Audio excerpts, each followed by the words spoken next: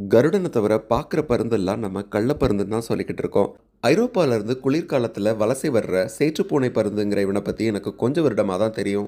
சதுப்பு நிலத்துல தாழ்வா பறந்து அங்க இருக்கிற பறவைகளை துரத்தி இவன் போடுற ஆட்டமே பயங்கரமா இருக்கும். இவனை பார்த்து பறவைகள் எல்லாம் பயப்படுறதுனால இவனுக்கு ரொம்ப ஆணவமா போச்சு. அதனால சதுப்பு நிலத்தோட எல்லா பகுதிகளுக்கும் பறந்து போய் கணக்கு வழக்கு இல்லாம பறவைகளை கொன்னு சாப்பிட ஆரம்பிச்சான்.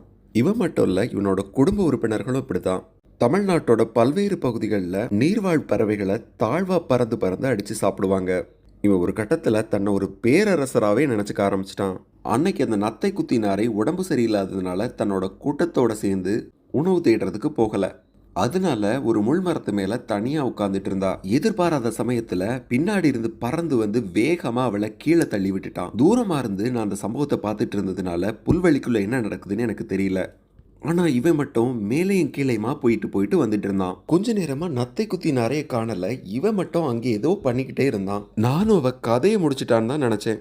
ஆனா திடீர்னு புல்லுக்குள்ள இருந்து மேலே எழும்பி வந்து அவன் ஸ்டைல்லையே அவனை தாக்க ஆரம்பிச்சிட்டா. சாது மிரண்டா காடு கொள்ளாதுன்னு பெரியவங்க சும்மாவா சொன்னாங்க? டே சொத்த, நான் சாப்பிடுவேன் நத்தை, தொட்டுக்கிறதுக்கு ஒன்று ஆக்கிடுவேன் மிளகா வத்த அப்படின்னு சொல்லி இவனை துரத்த ஆரம்பிச்சதும் இவன் தலை தெறிக்க ஓட ஆரம்பிச்சிட்டான்.